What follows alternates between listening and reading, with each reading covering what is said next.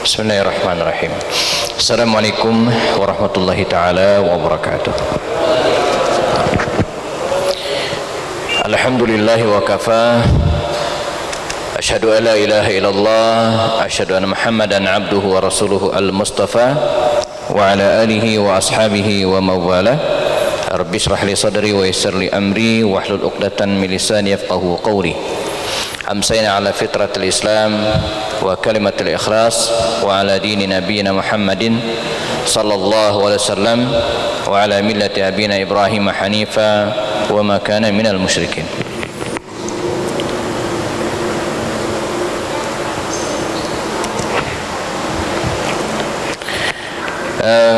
Jamaah salat maghrib jelang isya Masjid Al-Hidayah Bukit Cemegu City dan sekitarnya, kita bersyukur kepada Allah Subhanahu wa taala pada hari ini di Sabtu malam Ahad pekan pertama ya. Kita kembali dipertemukan oleh Allah Subhanahu wa taala setelah sebulan lalu ya. Awal Maret lalu kita ketemu, dan dengan izin Allah Subhanahu wa taala pada malam hari ini di pekan pertama kembali Sabtu malam Ahad kita bersua, dan alhamdulillah bisa dalam keadaan offline ya, bertatap muka dengan menjaga protokol kesehatan, menjaga masker kita ya, menjaga jarak dan seterusnya. Kemudian yang kedua, kalau kita lihat kalender hari ini kita sudah masuk pada pekan-pekan terakhir barangkali ya, 10 terakhir di bulan Sya'ban. Artinya tidak sampai 10 hari lagi kita akan masuk ke bulan suci Ramadan, dan besar harapan kita semoga Ramadan ini bisa lebih baik paling tidak daripada Ramadan tahun lalu. Kita bisa mensyiarkan ibadah kita, salat tarawih berjamaah dan melaksanakan ibadah-ibadah lainnya di masjid ya, sebagaimana tahun-tahun sebelumnya insyaallah. Hadirin dan jamaah rahimakumullah, pada malam hari ini jelang waktu Isya 19.08, berarti sekitar 30 menitan ke depannya kita akan bahas kenapa belum masuk.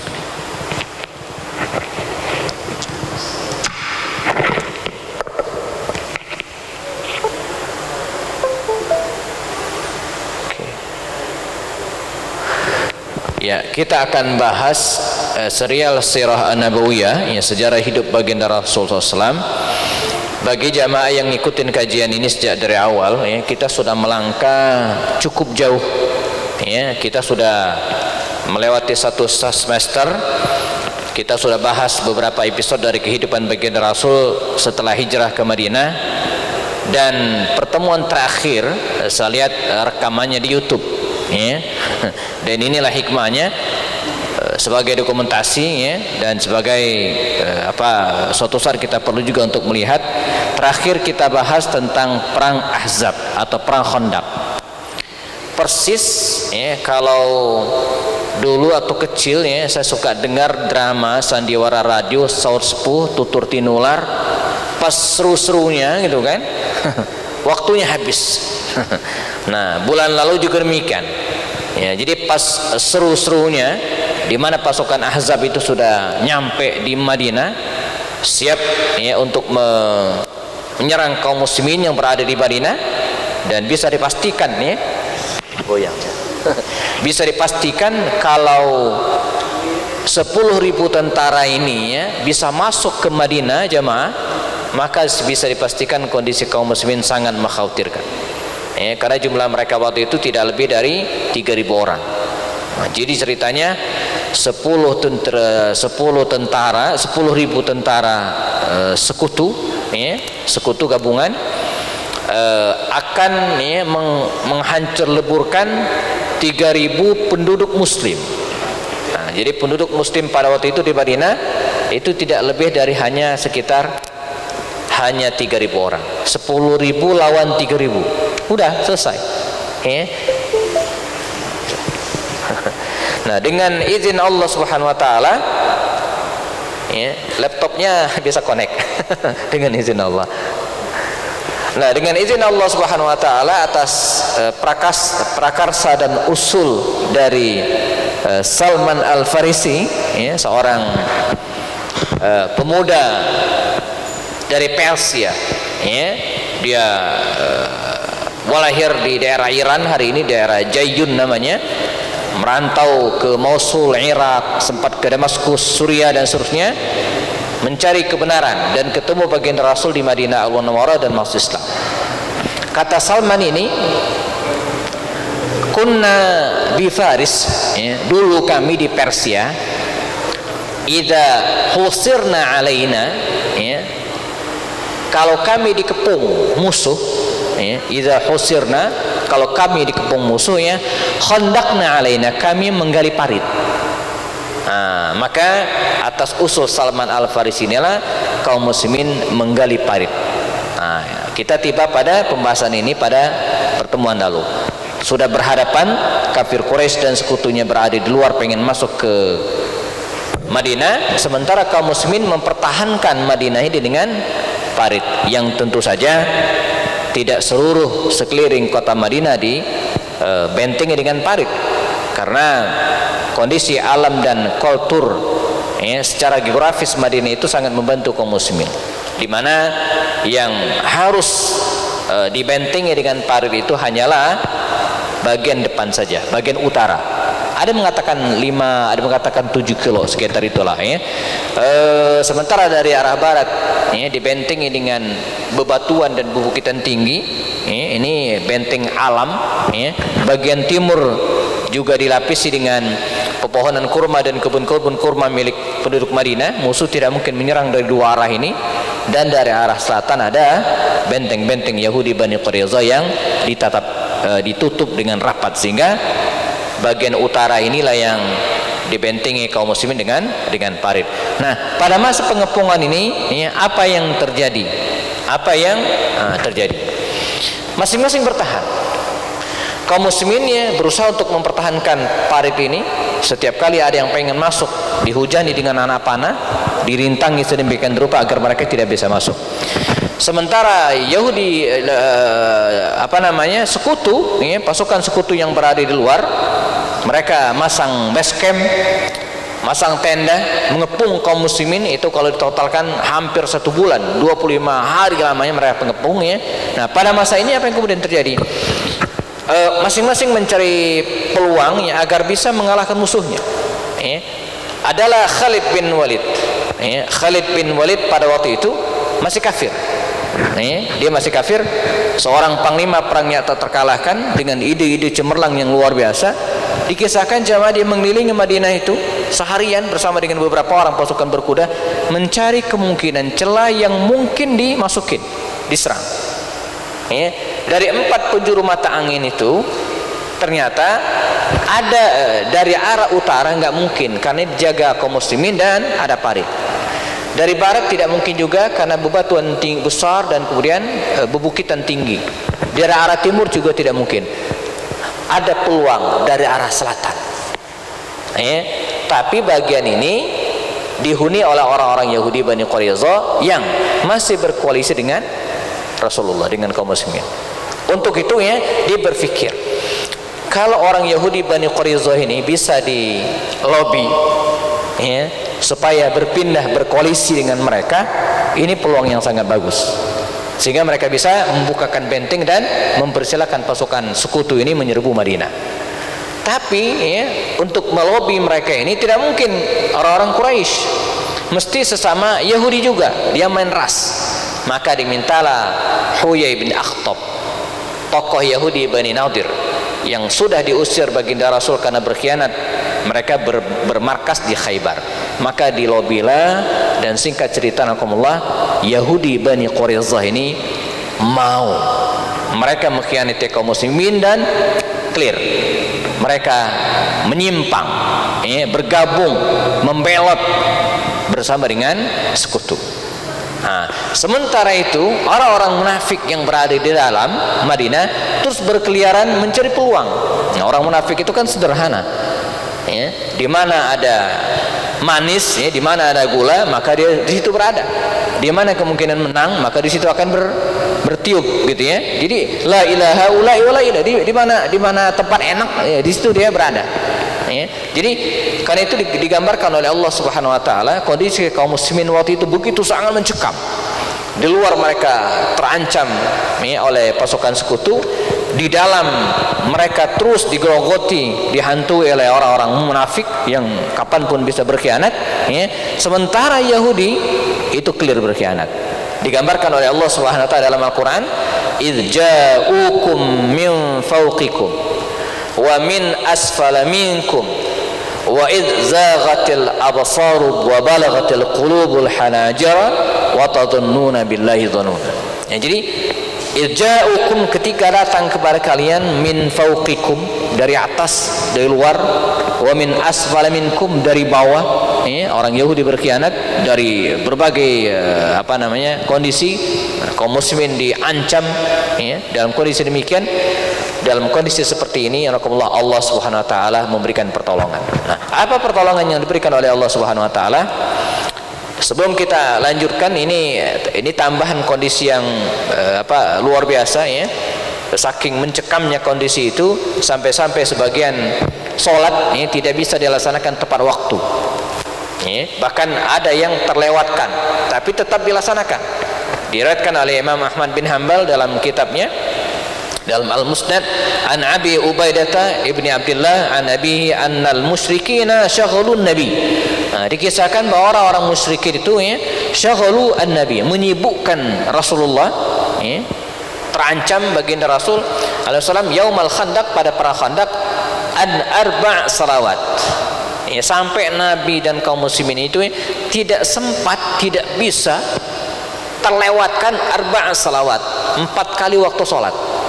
Hatta zahaba minal laili masyaallah, sampai kemudian masuk malam hari, artinya siang udah lewat, masuk malam hari dengan izin Allah. Qala fa amara bilalan fa azana tsumma qama shalah fa shalla zuhra ya.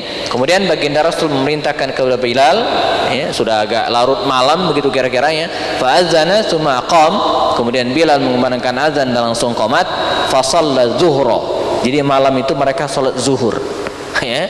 Summa qama fa shalla, kemudian qomat lagi, summa fa shalla al-asr, lalu salat asar ya. Summa qam fa shalla, kemudian Bilal qomat lagi, fa shalla al-maghrib, salat maghrib, summa qama fa shalla al-isya, lalu kemudian mereka salat isya. Jadi 4 waktu salat, ini gambaran begitu mencekamnya mereka ya, sampai hanya bisa dilaksanakan dalam satu waktu.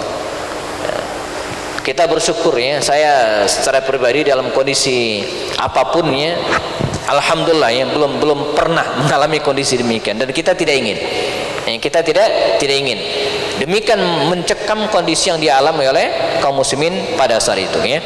Nah, bahkan baginda Rasul SAW dikisahkan sempat mempunyai pemikiran ya untuk berdamai dengan Bani Ghatafan, salah satu kabilah besar yang di Madinah waktu itu, dan menjanjikan kepada mereka kalau mau berkoalisi ya, sepertiga buah-buahan Madinah. Makanya dalam kajian-kajian politik Islam, saya kebetulan S2 saya sempat mengambil tema ini ya, kajian-kajian politik Islam, pada titik tertentu ya, dalam kondisi yang tidak biasa ya, sangat mungkin. Nah, saya ulangi lagi ya, dalam kondisi tertentu ini, tapi ini jangan digeneralkan, dalam kondisi tertentu, menimbang manfaat dan mudaratnya secara politik ya, sangat mungkin umat Islam, partai Islam berkoalisi dengan non muslim. Nah, tapi ini jangan digeneralkan, dalam kondisi yang sangat terdesak menimbang manfaat dan mudaratnya ya, menimbang maslahat dan ya, mudaratnya ya. Misalnya di daerah yang kita minoritas gitu kan, minoritas muslim, minoritas, dan nggak ada pilihan ya.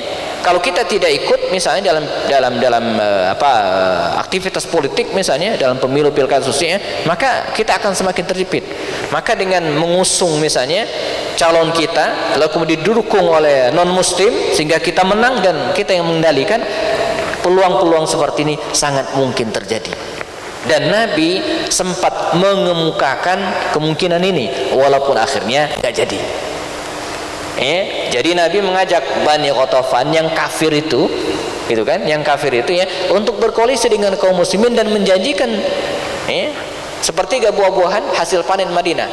Namun usul ini kemudian tidak disetujui oleh para sahabat. Ini Nabi yang usul ya, jadi qadarullah Nabi usul ini tidak disetujui. Nah sementara itu kafir Quraisy terus berusaha ya, untuk mencari peluang masuk ke parit, dan adalah Amr bin Abdul Wud, ini jagoan Quraisy, sekali Umar bin Khattab ditakuti sangat, berhasil masuk. Jadi kalau dalam film Omar itu diilustrasikan, jadi anak buahnya itu ya terjun ke parit, lalu mereka mengangkat balok atau sejenisnya dijunjung begini, bikin jembatan, sehingga Amr bin Abdul Wud dengan beberapa orang pasukan berkuda bisa masuk, meniti jembatan, masuk ke dalam Madinah. Nah, ini seru ya. Begitu dia masuk, Amr bin Abdul Wud yang jagoan ini katanya, dia petantang-petenteng. Kalau bahasa Betawinya ini bahasa Betawinya ya, siapa yang berani ngelawan gue gitu. Siapa yang berani ngelawan gue? Man yubariz, siapa yang mau duel sama saya? Di hadapannya ada para sahabat Nabi, Nabi juga ada di situ ya. Adalah Ali bin Abi Thalib yang berada samping Rasulullah ya. Ali ya, para sahabat terus terang ini bukan masalah ngeper atau tidak ngeper, tapi menunggu instruksi dari Nabi SAW. Kata Ali bin Abi Thalib nyenggol Rasulullah, ya Rasulullah, tunjuk saya. Tunjuk saya, ini Ali. Kata Rasulullah SAW, ya Ali ya, itu Amr bin Abdul Wud, semua orang kenal ya. 2 kali Nabi ditoel ya, oleh Ali bin Abi Thalib, dan pada kali ketiga kata Rasul, qum ya Ali, bangun ya Ali. Maka Ali bin Abi Thalib setelah bangkit ya, dengan pedangnya yang khas Zulfiqar, demikian disebutkan pedangnya ya, tanpa kuda dia menghadapi Amr bin Abdul Wud ini. Dicatat oleh sejarah dialog tersebut ya, kata Amr bin Abdul Wud ya, siapa kamu? Man anta ya, man anta. Kalimat man anta ini bukan nanya benaran, ini pelecehan ya. Kalau bahasa premannya itu siapa lo? Udah tahu sih, tapi nanya siapa lo?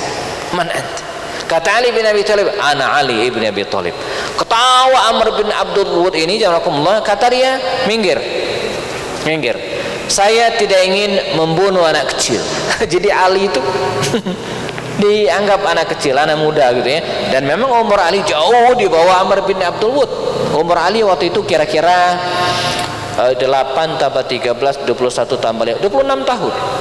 Sekitar 26 tahun. Sementara ini udah senior. Angkatannya Khalid bin Walid ya, Umar bin Khattab sudah 40 sekian usianya, jagoan. Kata dia, ana la uridu an aqtulak. Saya tidak ingin membunuhmu wahai anak kecil. Kata Ali bin Abi Thalib, walakinni uridu an aqtulak. Tapi saya ingin membunuhmu.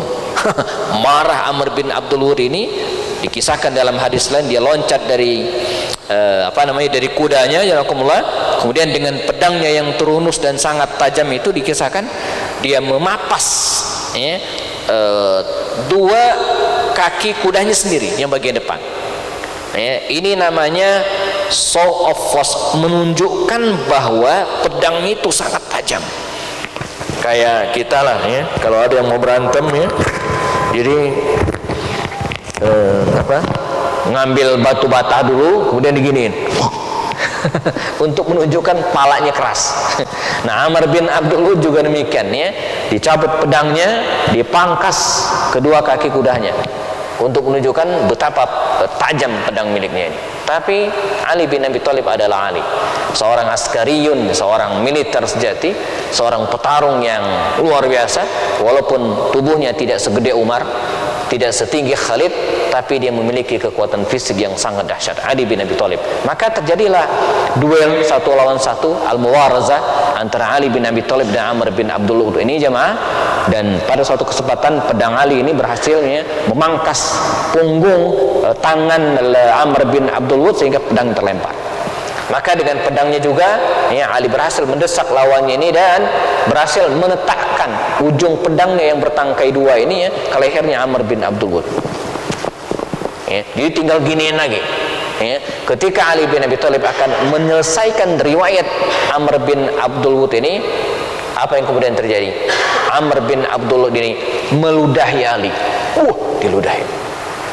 Kebayang nggak Pak kalau kita dalam posisi Ali?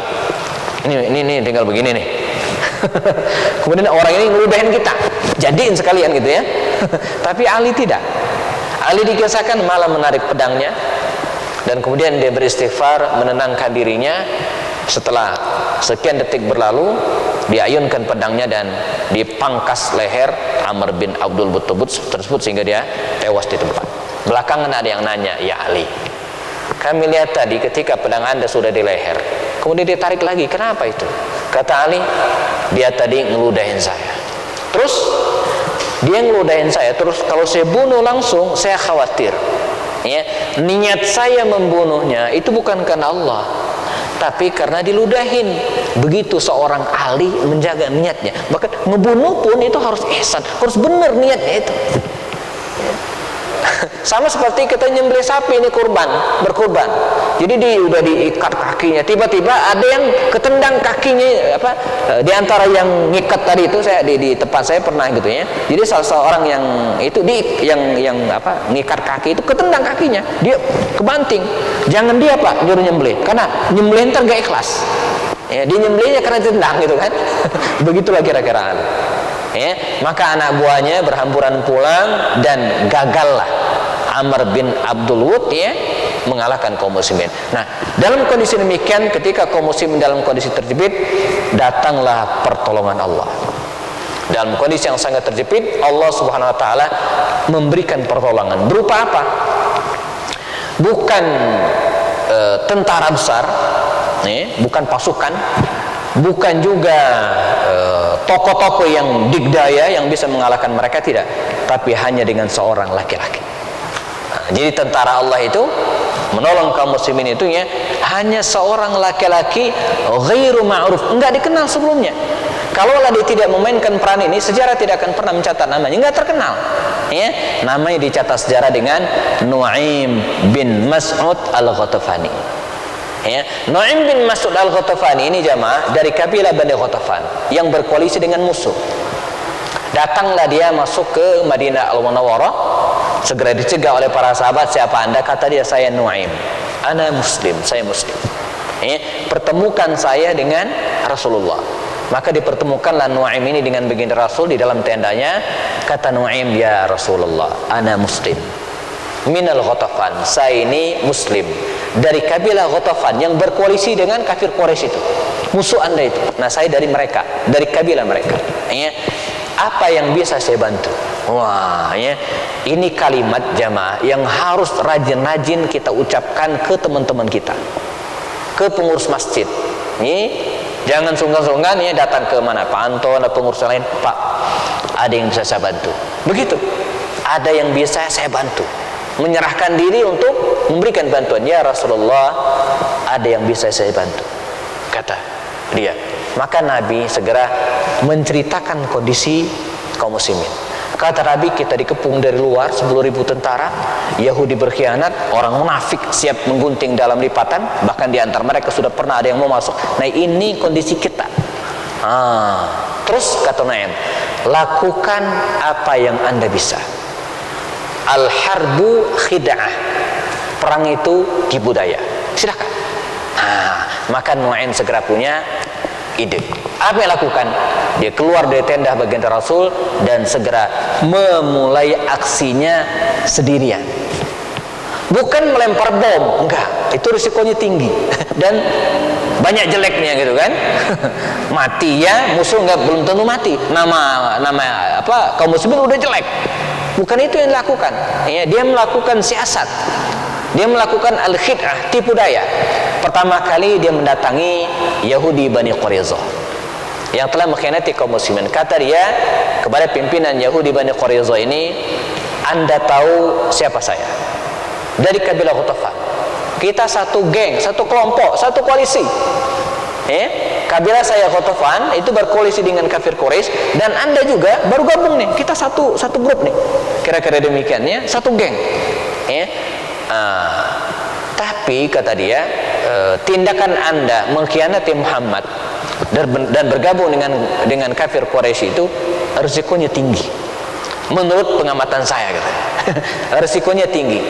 Maksudnya, kata pimpinan kabilah Bani Quraiza ini begini, kalau nanti kita perang, perang berkecamuk, iya kalau menang ya.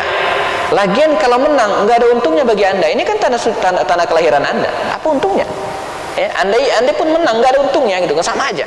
Tidak ada yang berubah. Tapi kalau kalah, ini bahaya.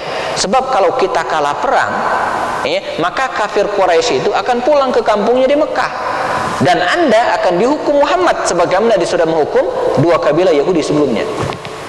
Dalam benak Yahudi ini, benar juga, ini resikonya tinggi. Terus apa nasihatmu?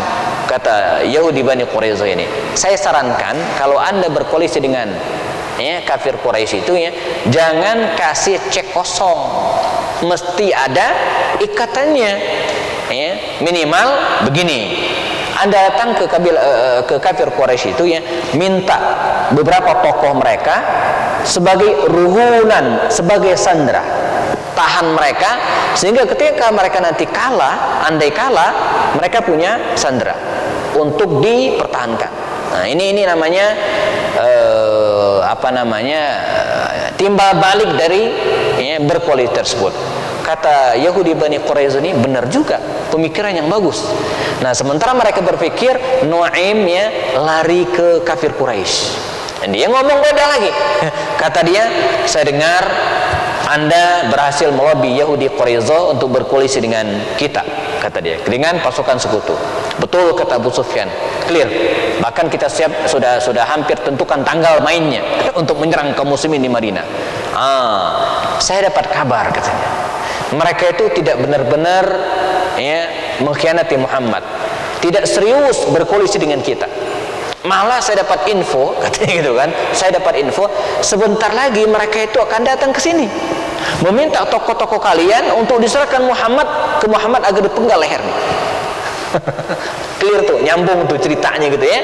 Jadi kata Nuaim, saya mendengar, padahal itu usulnya dia, kan usulnya dia saya mendengar bahwa orang Yahudi Bani Quraiza ini akan datang ke sini meminta kepada anda untuk disandra beberapa tokoh, ditambahi oleh Nuaim untuk diserahkan kepada Muhammad dan dipenggal lehernya. Dan betul, tidak lama setelah itu datang Yahudi Quraiza, ketemu dengan Abu Sufyan. Kata dia, ya Abu Sufyan, kita nggak mungkin berkoalisi tanpa ada ikatan. Terus kata Abu Sufyan, kami minta jaminan 10 orang dari anda untuk kami tahan. Bener ini, cerita Nuaim bener, nggak mau dia kan, Yahudi ini nggak mau bergabung gitu kan, nggak mau buka benteng mereka, sementara orang-orang kafir Quraisy nggak mau menyerahkan tokohnya kepada orang Yahudi, karena disangka akan dibunuh diserahkan kepada Muhammad Rasulullah SAW. Maka koalisi mereka pecah, dan ketika tiba pada hari yang dimaksud, mereka ingin menyerang, mereka tidak dibukakan pintu, gagal. Pada hari Sabtu, demikian dikisahkan, mereka siap untuk menyerang. Kata Yahudi ini, enggak, Sabtu itu hari mulia bagi kami. Dan pada akhirnya mereka gagal menyerang kaum muslimin. Dan ketika mereka sedang kebingungan demikian, Allah Subhanahu wa taala mengirimkan tentara yang berikutnya berupa angin puting beliung yang membongkar tenda-tenda kafir Quraisy tersebut, sehingga mereka berantakan di malam yang sangat dingin itu. Dalam kebingungan itulah mereka memutuskan akhirnya untuk meninggalkan Madinah Al-Munawwarah. Dan ketika kondisi yang tidak jelas seperti itu, baginda Rasul SAW ingin mengetahui kondisi musuh. Maka Nabi memilih di antara para sahabatnya, siapakah yang kira-kira bisa menyelusup masuk ke jantung musuh untuk mengetahui kondisi terakhir mereka. Ditunjuklah Hudzaifah ibnul Yaman. Ya Hudzaifah, kata Rasul, anda masuk ke jantung musuh, keluar dari Madinah, masuk ke sana dan cari informasi fix tentang mereka. Maka dengan kecanggihan intelijennya, masuklah Hudzaifah ibnul Yaman persis ketika Abu Sufyan sedang mengumpulkan pasukannya dan memberikan keputusan. Waktu itu malam hari. Hudzaifah masuk ke tengah-tengah mereka, tapi nggak ketahuan. Di situ pinternya dia. Kata Abu Sufyan, saudara sekalian, kita akan putuskan suatu keputusan yang penting. Jangan sampai keputusan ini bocor. Dan pastikan di tengah kita tidak ada intel.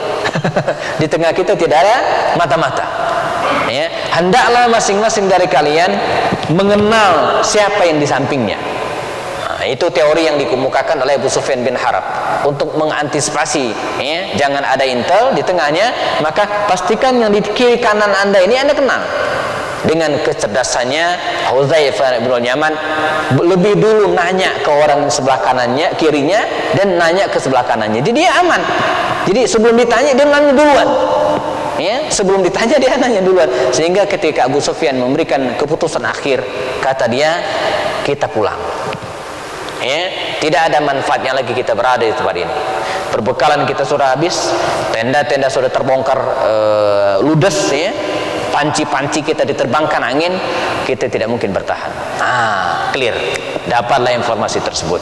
Maka Nu'aim bin Hudzaifah bin Yaman segera kembali kepada baginda Rasulullah SAW dan beritakan kabar tersebut. Makanya belakangan, ya, Hudzaifah ini dijuluki dengan sahibu sirri Rasulullah, ya, sang pemegang rahasia Rasulullah, intelnya Rasulullah.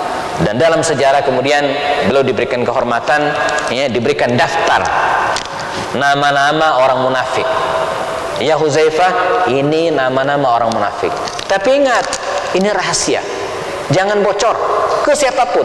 Maka sampai sekarang kita nggak tahu siapa nama-nama itu, ya, karena nggak pernah disampaikan oleh Hudzaifah kepada siapapun. Tapi Umar cerdas. Ketika Nabi meninggal dunia, satu persatu orang-orang meninggal dunia juga, ya, dan nggak tahu ini orang munafik atau tidak. Maka Umar melihat Hudzaifah. Kalau ada yang meninggal dunia, Umar lihat Hudzaifah ikut nggak mensolatkan orang ini. Kalau Hudzaifah ikut mensolatkan, Umar ikut juga. Tapi kalau Hudzaifah tidak mensolatkannya, nggak ikut mensolatkan orang ini, Umar nggak mau nyolatkan juga, karena orang ini munafik. Karena Allah berfirman dalam Al-Quran, wala tusalli ala ahadim minhum mata abada. Janganlah kalian selamanya mensolatkan jenazah orang-orang munafik. Kalau ketahuan itu orang munafik, kata Allah SWT, jangan disolatkan. Dan ini teguran dari Allah Subhanahu Wa Taala terhadap nabinya yang mensolatkan Abdullah bin Ubay bin Salul, ya, tidak lama sepulang mereka dari perang Tabuk. Enggak boleh, kata Allah. Tapi kalau yang sudah terlanjur, ya sudah. Jadi kalau ketahuan betul itu orang munafik, wala tusalli alaihim mata abada, jangan solatkan mereka. Maka Umar cerdas, dia tidak mau solatkan kalau ada yang meninggal dunia, dan Hudzaifah tidak mau solatkan. Maka pasukan sekutu ini jamaah meninggalkan Madinah Al-Munawwarah setelah mengepung hampir sebulan, dan korban pasukan perang, ya, di antara mereka 10 orang, sedangkan kaum muslimin hanya 6 orang. Di antara yang meninggal itu ada sosok yang namanya Sa'ad bin Mu'adz. Ya, Sa'ad bin Mu'adz tidak lama setelah perang ini juga meninggal dunia karena luka yang parah. Sebagai penutup, ya Allah, ada beberapa pelajaran ringkas yang bisa kita ambil, mungkin beberapa menit lagi sebelum azan. Pertama, perang Ahzab atau perang Khandaq ini produk murni orang Yahudi. Inisiatornya mereka, provokatornya mereka, gitu kan, di balik layarnya mereka. Walaupun ketika mereka perang tidak ada di tempat. Jadi produk asli Yahudi, mereka lah yang menggagas perang ini. Mereka yang menghubungi kafir Quraisy, melobi mereka agar membentuk pasukan dan menyerang Madinah. Makanya wallahu alam, berbagai kekeseruhan di dunia hari ini bisa jadi di belakangnya orang-orang Yahudi yang kadang kita tidak ketahui. Seperti ini kan nggak tahu kita, nggak tahu. Ya, padahal mereka aslinya, mereka yang dari Khaybar, kita pernah ceritakan, datang ke Mekah memprovokasi tokoh-tokoh Quraisy sehingga terbentuklah pasukan dan menyerang Madinah. Satu. Yang kedua, pentingnya perjanjian tertulis. Jadi Nabi membuat perjanjian dengan kafir, dengan Bani Quraisyah ini. Maka setelah kajian ini, pada edisi depan jamaah, kita akan bahas beberapa peristiwa yang terjadi setelah perang Khandaq, antara lain, penyerbuan terhadap kabilah Bani Quraisyah yang berkhianat. Jadi orang yang berkhianat itu nggak boleh didiemin, harus diberikan sanksi. Dan nanti kita akan lihat sanksi apa yang diberikan Nabi kepada Yahudi Bani Quraisyah yang berkhianat ini, dan sangat tegas, sangat keras. Kemudian yang ketiga, menggunakan strategi perang orang lain boleh. Jadi strategi yang digunakan kaum muslimin saat itu adalah milik Persia. bukan dari kaum muslimin, bahkan bukan dari Arab. Tapi karena menguntungkan kaum muslimin bisa dipakai. Sudah waktu Isya ya, kita teruskan 2 poin lagi. Yang berikutnya, pemimpin itu bukan penonton. Nabi terlibat dalam penggalian parit. Beliau mengangkat batu, membantu kaum muslimin, berpeluh, berkeringat, kelaparan, sampai beliau mengganjal perutnya dengan 2 batu. Kalau yang lain kan 1 batu, dia 2 batu. Artinya apa? Seorang pemimpin itu bukan dia nunjuk-nunjuk doang, tapi dia terdepan dalam melaksanakan tugas-tugasnya. Terakhir sebagai penutupnya, gertakan dari pasukan Ahzab pun harus dilawan dengan gertakan juga. Sebagaimana Amr bin Abdul Wud yang masuk ke Madinah menantang kaum muslimin, ini nggak boleh dibiarin. Ada yang maju, Ali bin Abi Thalib. Nah, jadi berperang itu jamaah sesuai dengan apa yang digunakan oleh musuh. Kalau hari ini musuh menyerang kita dengan al-ghazw al-fikri, perang pemikiran, kita juga harus siapkan itu. Tentu dengan tetap memperhatikan kaidah-kaidah akhlak-akhlak yang islami.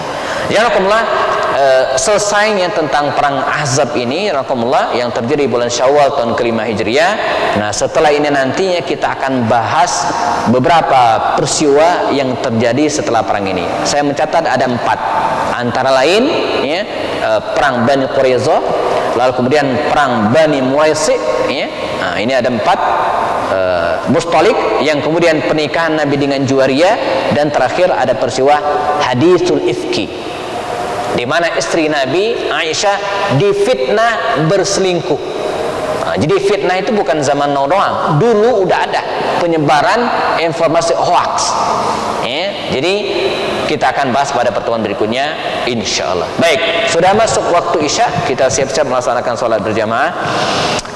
Yang batal wudunya silakan berwudu ulang. Ada pertanyaan penting yang diklarifikasi? Cukup ya? Baik, kita cukupkan.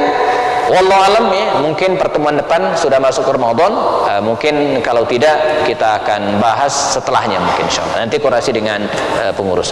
Jazakumullah khair jaza atas perhatian, biar berkah kita cukupkan dengan kafaratul majlis. Subhanakallahumma wa bihamdika asyhadu an la ilaha illa ant astaghfiruka wa atubu ilaik. Assalamualaikum warahmatullahi taala wabarakatuh.